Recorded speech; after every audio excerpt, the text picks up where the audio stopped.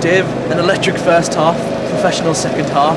How would you sum up a great victory here down at Yeovil? Yeah, listen, I suppose that performance shows lots and lots of characteristics that you need to be a successful team. Like I say, first half, outstanding. The real threat, you score 3 goals. Second half, you don't want it to be ongoing Hartlepool stories because the opportunities we created in the first half were unbelievable. Second half, we forced a good team to really go back to basics and go, okay, well, we haven't been able to play through them. We'll simplify the game and go back to front and shell it from one end to the other. It's a game that I'd love to have been involved in as an ex-centre back, if you like. But for our lads, it was like I say, a test.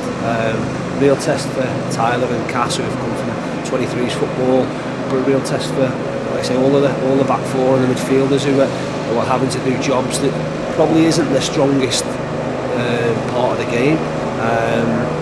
But like I say, to see it through, the performance first half fully justified what we got in the end, and like I say, makes it an enjoyable trip.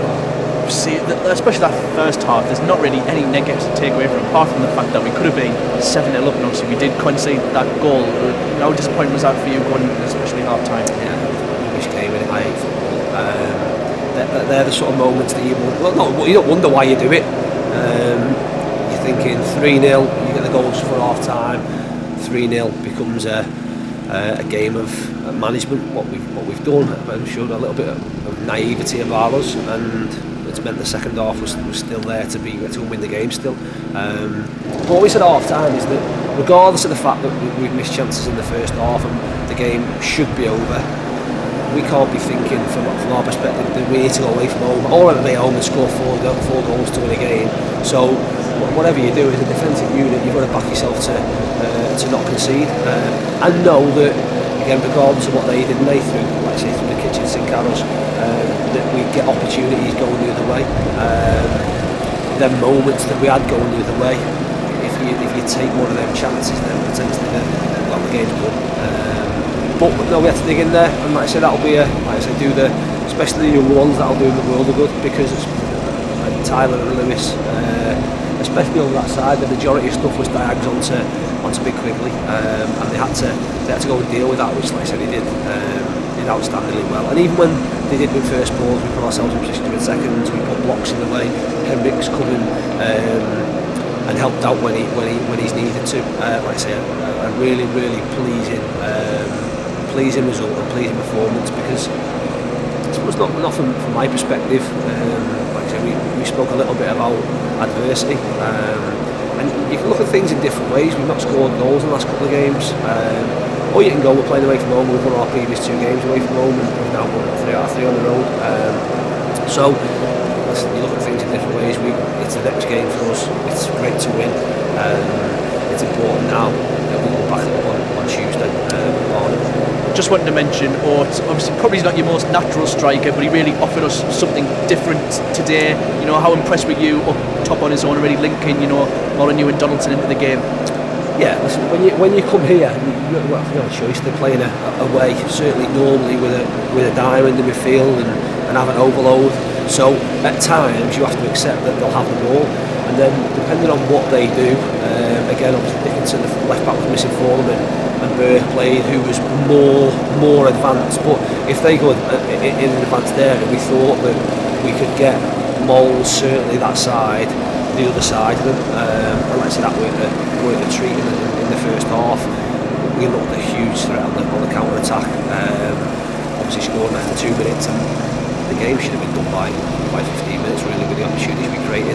It wasn't, and probably for the first little bit, first in a while, we got a little bit of luck with